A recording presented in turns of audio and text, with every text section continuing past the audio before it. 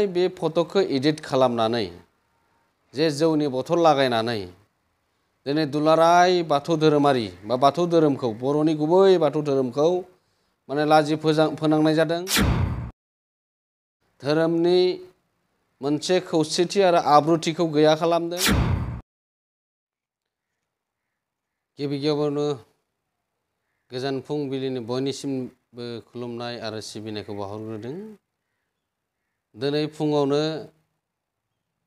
मोनसे फेसबुक पेजआव नुनो मोननाय जादों 9 नं बनरगाव पिपि ब्लग मोनसे फेसबुक पेजआव बेवहाय जोबोरैनो दुखुनांथावना। मानो होनोब्ला दुलाराय बाथौ गौथुमनि 13 बोसोरारि जथुमा सनितपुर जिल्लायाव खुंनो लानाय जादों। थेलामारानि रतन लेरेला मुंख्लं गोसोखां फोथाराव आरो बेवहाय भारतनि नखर मन्त्रि अमित शाह बिथाङा बाहागो लाफैगोन 50,000 गौमा आर'ज हाबाफारियाव आरो बेवहायनो आसामनि गिबि मन्त्रि डक्टर हेमन्त बिश्व शर्मा बिथाङा आरो लोगोसे बिटिआरनि मानाव गिदिर गाहाय मावफुं सोद्रोमा प्रमद बर' बिथाङा आरो बेवहाय जानो गोनां सानथामनि बे हाबाफारियाव गौमा आर'जनि बे जायगाखौ नायगिदिंफैदोंमोन बिटिआरनि गाहाय मावफुं सोद्रोमा प्रमद बर' बिथाङा आरो बेवहायनो जोङो गाज्रि रोखोमै मोनसे फेसबुक पेजआव जोङो बे फोथारावनो मोनसे फिसा गला माने साहा फुदुंनाय दङमोन बे फोथारनि गेजेरावनो बेवहाय जोङो गासैबो साहा लोंनो थाखाय दसे सम जोङो साहा लोंलायनो होननानै बे जायगायावनो फोथारावनो फुदुंनो होनानै दसे सावरायनाय मोनसे जायगामोन। दा बेवहायनो मोनसे जों नुबाय जे बेवहाय बे फट'खौ एडिट खालामनानै जे जौनि बथल लागायनानै दिनै दुलाराय बाथौ धोरोमारि बा बाथौ धोरोमखौ बर'नि गुबै बाथौ धोरोमखौ माने लाजि फोनांनाय जादों। धोरोमनि मोनसे खौसेथि आरो आब्रुथिखौ गैया खालामदों आरो जाय बिथांमोना बे पेजखौ सालायदों बेयो जोंनि बाथौ धोरोमखौ लाजि फोनांनायल' नङा बर' माहारिनि गुदि धोरोम बाथौ धोरोमखौ लाजि फोनांदों। जाय बिथांमोना मा सार्थ दङ जों मिन्थिया जे दिनै धोरोमखौ बेबायदि गाज्रि आखुयै मानाव गिदिर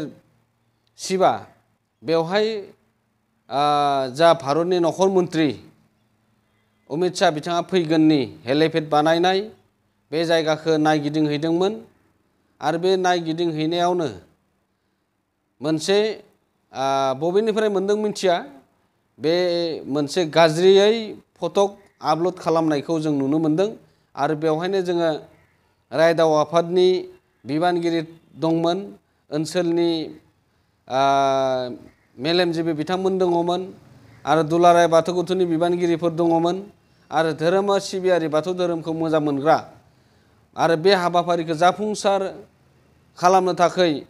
सान हर नांथाबबाय थानाय आरो बे रतन लेरेला कसारि मुंख्लं बिथांमोननि नखरखौबो जोङो गाज्रियै जोङो नायनाय बायदि जों नुनो मोनदों आरो बेखौ दुलाराय बाथौ गौथुमनि जानानै जाय बिथांमोना बे फट'खौ होनानै बाथ्रा बुंदों बा फट'खौ शेयार खालामदों गाज्रि रोखोमै बिथांमोनखौ दुलाराय बाथौ गौथुमनि जानानै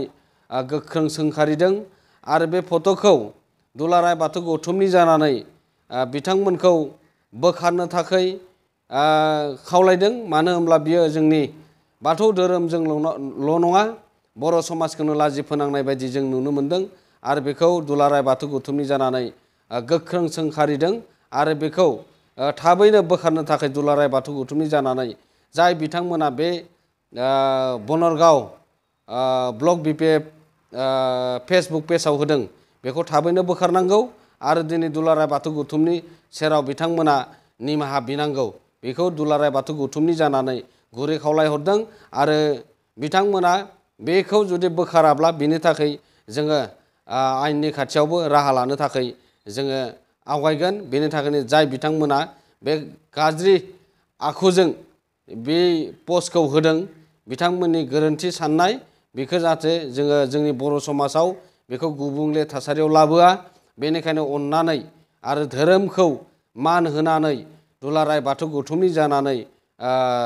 नोंथांमोननिसिम जों गुरै खावलायहरदों। जोङो बेखौ नेनानै थागोन थाबनो जाहाथे बे पेजनिफ्राय बे गाज्रि जोंनि बे मुंख्लं फोथाराव लानाय बे सावगारिखौ गाज्रि बे